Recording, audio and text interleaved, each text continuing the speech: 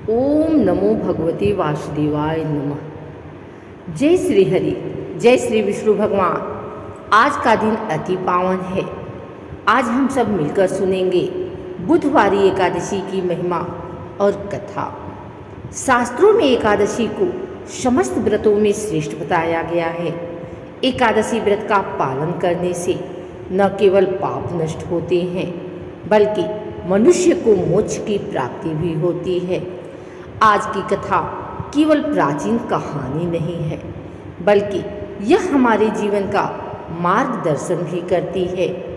तो आइए भक्ति भाव से श्रद्धा के साथ कथा का श्रवण करें। कृपया मौन होकर कथा का श्रवण करें। अंत में हम सब मिलकर हरि नाम संकीर्तन करेंगे। पुराणों में आता है कि जब सृष्टि का प्रारंभ हुआ तब असुरों के अत्याचार से देवता दुखी हो गए। वे सब भगवान विष्णु के पास गए और प्रार्थना की, हे जगन्नाथ, असुर हमें बार बार पराजित करते हैं, आप ही हमारी रक्षा करो। तब भगवान ने अपनी शक्ति से एक अद्भुत तिथि का निर्माण किया, एकादशी। भगवान ने कहा, इस दिन मेरा स्वरूप विद्यमान है।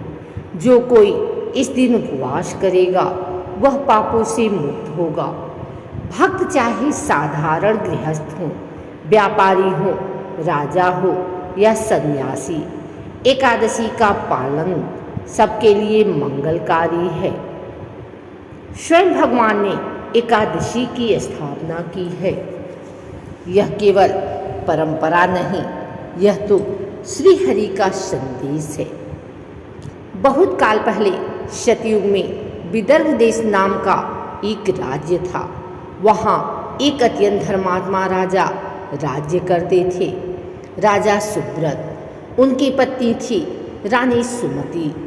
दोनों दंपति दयालु, धार्मिक और प्रजा हितैषी थे। लेकिन एक दुख उन्हें सताता था, वे संतानहीन थे। राजा और रानी प्रायः उदास रहते। राजमहल में वैभव था, धन धान्य था, परंतु संतान के अभाव से जीवन अधूरा लगता था।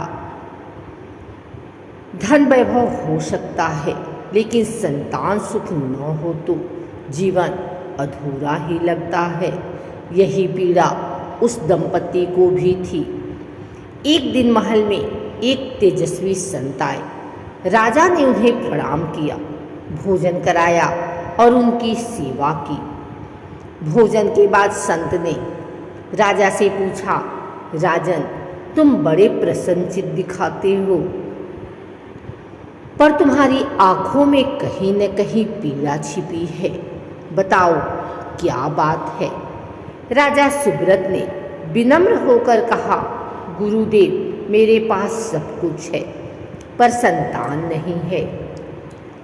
इसी अभाव से मन दुखी है।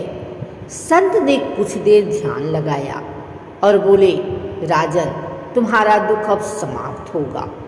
तुम और रानी बुधवारी एकादशी का व्रत करो। निर्जला उपवास करके दिन भर भगवान विष्णु का भजन करो। रात्रि में जागरण और कीर्तन करो। फिर अगले दिन दान दक्षिणा करके पारण करो। इस व्रत से तुम्हें संतान सुख अवश्य मिलेगा।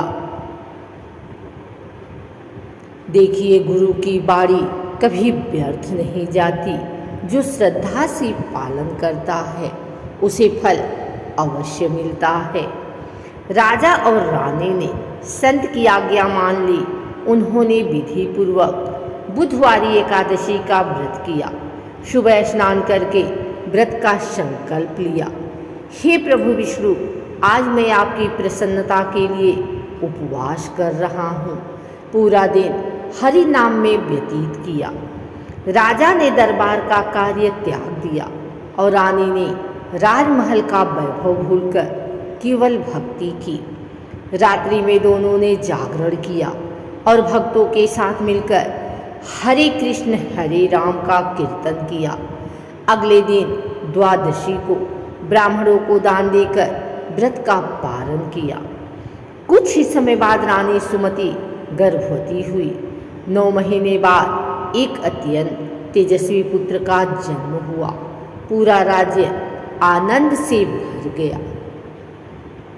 भाइयों बहनों, यही है बुधवारी एकादशी का चमत्कार। जहाँ यह व्रत होता है वहाँ सुख शांति और संतान सुख अवश्य होता है।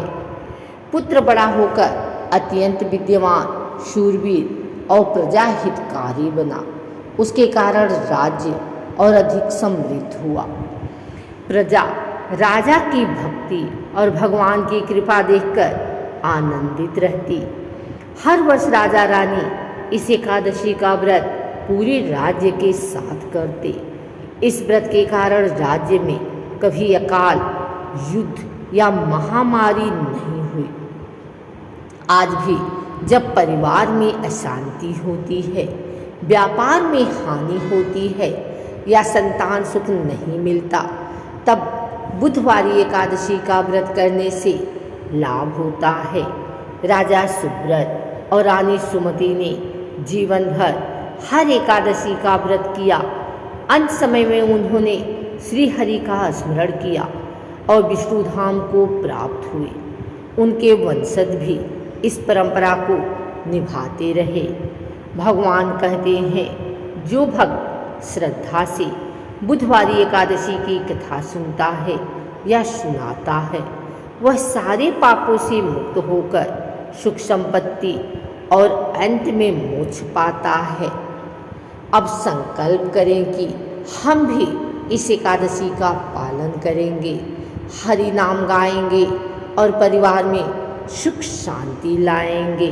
बोलिए विष्णु भगवान की जय, हरि नाम संकीर्तन की जय।